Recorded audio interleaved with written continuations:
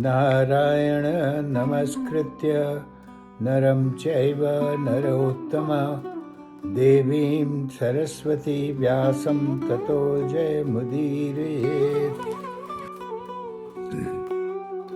23 फरवरी 2026 को लाइमा ओहायो से हम लोग पाठ कर रहे हैं। अब हम लोग 249वां अध्याय आरंभ करेंगे। वो पूरा तो नहीं हो पाएगा लेकिन शुरुआत होगी। तो वैशंपायन जी कहते हैं, भरत नंदन जन्मेजय, तदंतर वे सब लोग राजा धृतराष्ट्र से मिले। उन्होंने राजा की कुशल पूछी, राजा ने उनकी कुशल पूछी।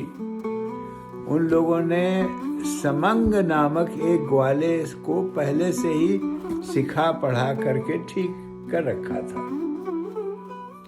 उसने राजा धृतराष्ट्र की सेवा में निवेदन किया, महाराज, आजकल आपकी गौएं समीप ही आई हुई हैं। जन्मेजय, इसके बाद कर्ण और शकुनि ने राजाओं में श्रेष्ठ जननायक धृतराष्ट्र से कहा, कुरुराज, इस समय हमारी गौओं के स्थान रमणीय प्रदेश में है। यह समय गौओं और बछड़ों की गणना करने, उनकी आयु, रंग, जाति, नाम का ब्यौरा लिखने के लिए अत्यंत उपयोगी है। राजन, इस समय आपके पुत्र दुर्योधन के लिए हिंसक पशुओं का शिकार करने का उपयुक्त अवसर है। अतः आप इन्हें द्वैत वन में जाने की आज्ञा दे दीजिए। तो धृतराष्ट्र बोले, तात, हिंसक पशुओं का शिकार खेलने का प्रस्ताव सुंदर है। गौओं की देखभाल का काम भी अच्छा है। परंतु ग्वालों की बातों पर विश्वास नहीं करना चाहिए, यह नीति का वचन है। सुन लीजिए। ये पानी मिला देते हैं लोग दूध में, तो सब लोग कहते हैं, ये कहे कि दूध एकदम शुद्ध है, उसको नहीं मानो। 5000 साल पहले धृतराष्ट्र कह रहे हैं कि ग्वालों की बातों पर विश्वास नहीं करना चाहिए। लेकिन कृष्ण जी भी है ग्वाल। हाँ?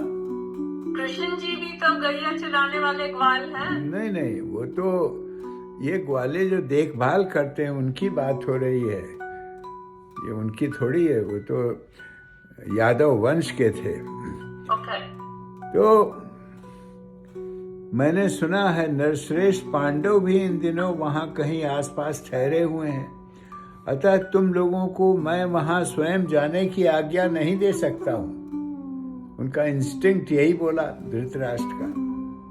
राधा नंदन, पांडव छल पूर्वक हराए गए हैं। महान वन में रहकर उन्हें बड़ा कष्ट भोगना पड़ा है। वे निरंतर तपस्या करते रहे और अब विशेष शक्ति संपन्न हो गए हैं। महारथी तो वो है ही। माना कि धर्मराज युधिष्ठिर क्रोध नहीं करेंगे, परंतु भीमसेन तो सदा ही अमर्ष में भरे रहते। अमर्ष माने गुस्सा। और राजा ध्रुपद की गुस्सा? अमर्ष संस्कृत का शब्द है, उसका मतलब है गुस्सा। गुस्से में भरे रहते हैं भीमसेन कि हम लोगों के साथ ये अन्याय हुआ। मारने के लिए हमेशा उद्यत रहते हैं पांडवों को, तो उनको बार बार रोकते रहते हैं युधिष्ठिर। तो तुम लोग तो अहंकार और मोह में चूर रहते हो, अतः उनका अपराध तुम अवश्य करोगे। उस दिशा में वे तुम्हें भस्म करने किए बिना नहीं छोड़ेंगे, क्योंकि उनमें तप शक्ति विद्यमान है। तो इसको हम लोग यहीं विराम देंगे और अब आरती का पाठ होगा, फिर आगे की कथा कल होगी।